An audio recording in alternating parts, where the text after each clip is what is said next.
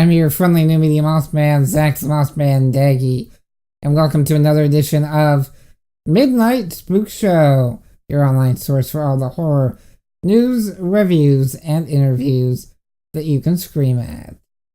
And for this edition of Midnight Spookshow, it's a review of the film After.Life. And After.Life marks the directorial debut of a person whose name I'm going to mispronounce like crazy, so bear with me. Her name is Agnieszka Waltowaz-Valsolu, and I have no idea what nationality that is, so my apologies to Agnieszka. In any case, like I said, it marks her directorial debut. The film stars Christina Ricci, who you may recall from Sleepy Hollow, Cursed, and of course, where I first saw her, The Addams Family. She made a great Wednesday. In any case, it also stars Liam Neeson of most recently Clash of the Titans, The A-Team, and one of my personal favorite films, Taken. And it also has the mech guy, Justin Long, who's also made appearances in Drag Me to Hell and Jeepers Creepers. Now, the film follows Christina Ricci as, after a botched proposal from her boyfriend, Justin Long, she is in a car crash. And the mortician who's preparing her body is Liam Neeson. And the trouble is, Christina Ricci wakes up on the mortician's table. He proceeds to explain to her that she's dead. She needs to understand that and get over it, move on. She doesn't buy it. And neither does the audience, for that matter. And a few episodes back, I did a review of The Last Exorcism, and I mentioned that what made that movie great was the balance of you didn't know if it was paranormal or not. And that's what After.Life does as well.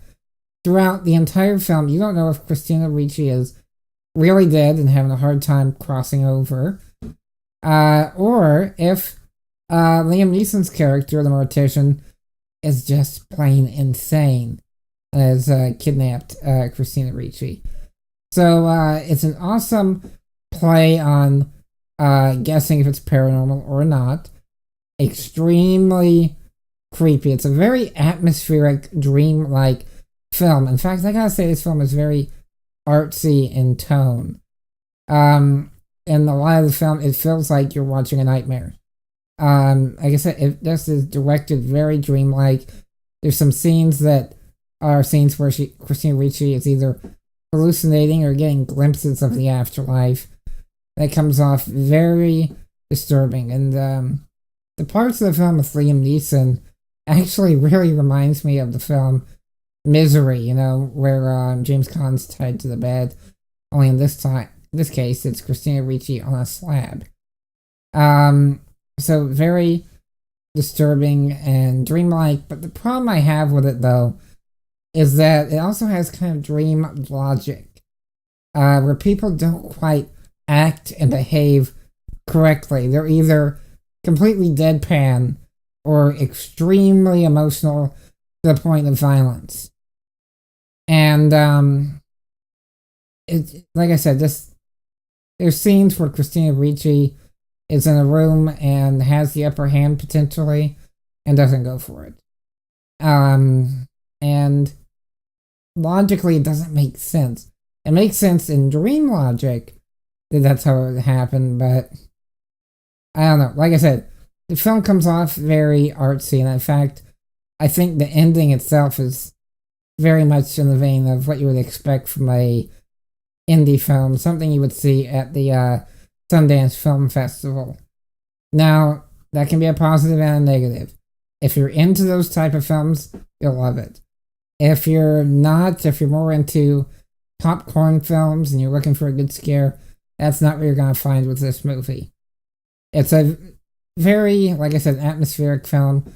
It's meant to play off of that element, not really the story itself. It's an art piece, I guess is what I'm trying to say. So if you're looking for a decent, creepy, atmospheric film with quite a bit of depth, but maybe not the perfect storytelling, then After.Life is the movie you're looking for. I personally enjoyed it very much. It's got some spectacular acting, and it's really a in-depth horror film. So I recommend you check it out. You may not enjoy the ending, but it's not your cliche Hollywood film. So once again, the film is After.Life. If you want to check out a trailer for After.Life, be sure to check out my website, spookshow.tv. As on the site, I've got the trailer in this very post for the review of After.Life. And, yeah. So until next time, Moss Maniacs, I'm your friendly new media Moss Man, suggesting that when watching great horror films, be sure to turn it up and turn out the lights. Cheers.